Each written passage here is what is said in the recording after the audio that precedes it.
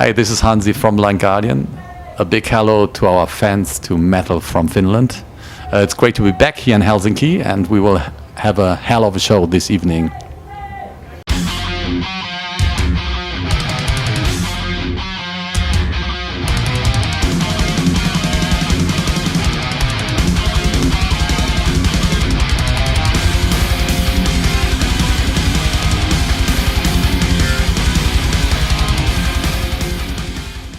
It's always great to be back. I mean, there's no doubt, but especially with the Tuska Festival, we have made great experience, even though it's quite unusual for us to play during daytime or daylight.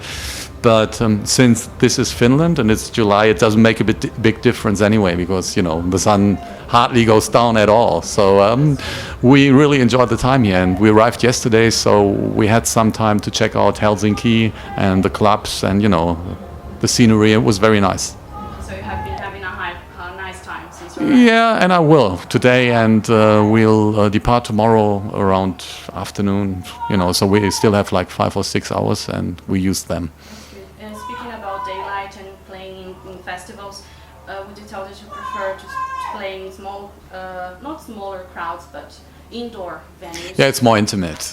Usually it's the better situation for a band, especially if you play headline shows, and then it doesn't matter if it's a big venue or a tiny club, as long as it is packed and, you know, the intensity of the people gets transferred immediately to the band, and you draw a lot of energy out of it. Of course, if you play like 5, 6 in a row, then it's something different, then it becomes toil.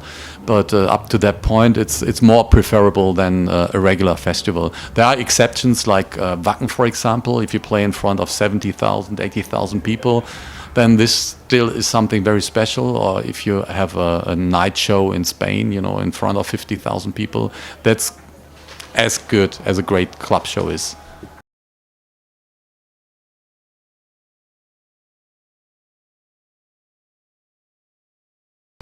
It's really great, especially here in Finland. I think there is the right spirit, and it's a hot-blooded spirit.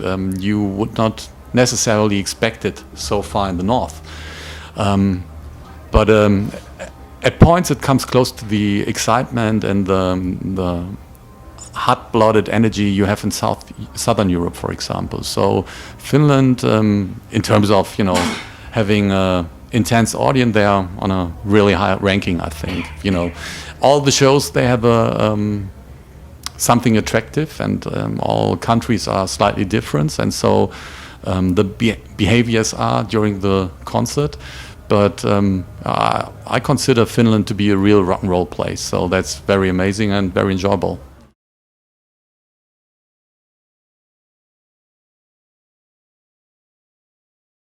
Well, what am I supposed to say? Of course, it is the best power metal, heavy metal album of the year. I would not disagree.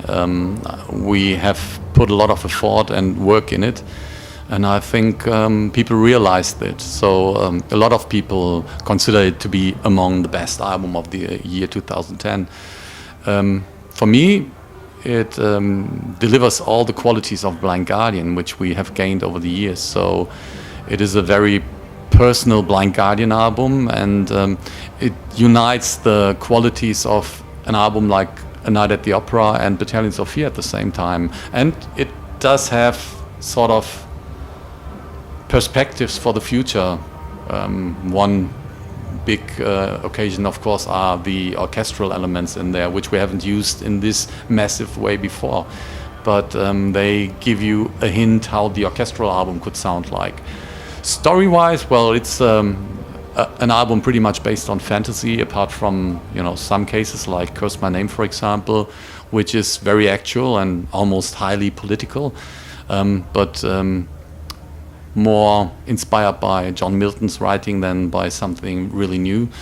But, you know, the times change, but the occasions are always the same, the cases are always the same.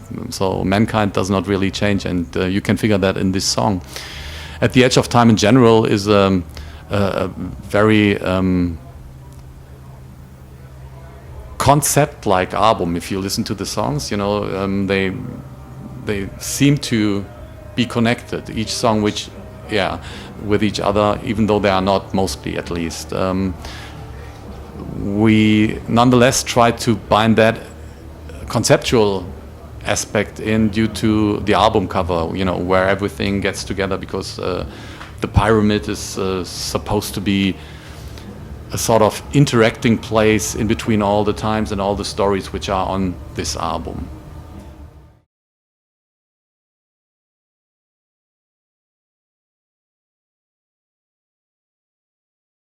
It went naturally, but on the other hand, my idea of music and being a performer and a vocalist was always to be individual. So I never really took too much inspiration from any of the vocalists I admire. Of course, there are some parts which are highly influenced by Mercury or others by Gillan, but all in all, I try to deliver it in my own direction, and I never really cared too much what was the trend of the moment, and I just developed on what I did. And with Charlie Bauerfeind as a producer, I found a person who features this even more, and he carefully pays attention that I keep my own identity and deliver certain trademarks, which I sometimes, think, well, am I supposed to do this in this direction or this direction? And sometimes you want to go a little too far into a different direction. And Charlie is a person who really, is picky and very careful. He really says, well, you can do it in a more singable way, but you have to have the rasp in, for example, or you have to put all energy in, and don't do it too economically or too artist-wise or skillful. And that's that all has an impact on what happens on an album. It's different when we play live, especially when we're in a touring situation. The way I compose an album is very demanding on the vocal cords and physically. So I have to find my way across somehow during shows sometimes. It's easier when it's a one-off show like here today, and especially if it's just 60 minutes.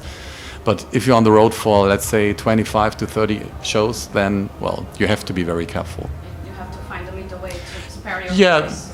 Exactly. And the raspy high-pitched things, which are all chest sung. I'm not faking, but we can hear that. You're not faking. But I saw that in some discussions when people try to figure what I'm doing. But usually it's all done by chest. And this in a live situation, I can do that 1, 2, 3 days maybe, and then it's gone. And then you cannot control it. Like a classical opera vocalist wouldn't even sing 3 days in a row. It's impossible. Some musical artists have to do it, but they are wasted after 5 years or 6 years. But you have been done that perfectly along the years. I can tell that. Thank you.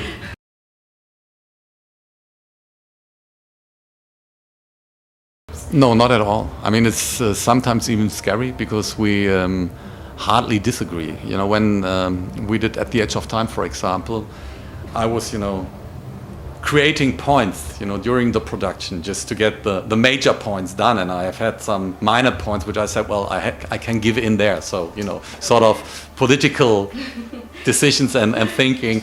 And when we had the discussions, it never was a problem. So even the things which were of minor importance for me, they all got through because nowadays we rely on each other very much, and there hardly is any tougher discussion. Of course, there's a discussion about sound, blah, blah, blah, and not everything is always nice, but I would say we have a very good chemistry, and this pays back on the road where, there is no sort of rush, there's no aggression, there's no anxiety amongst us. No ego trips, nothing. So we're just on the road, and we take our times together and we split, and that's fine. And especially when we're at home, we all have our private lives, and no one affects or interacts too much into the private life of the other person. We meet from time to time, and we spend so much time in terms of music anyway, even when we're at home. So it would be very painful to do it in a different way, I would suppose. Yes, I have to say that there are so many bands that fall apart because because of ego trips, like I want my stuff on the album because it's better than yours, and It's that's very easy in Blind Guardian, you know, since Markus and Fredrik, as Toman did as well, barely ever come up with a song.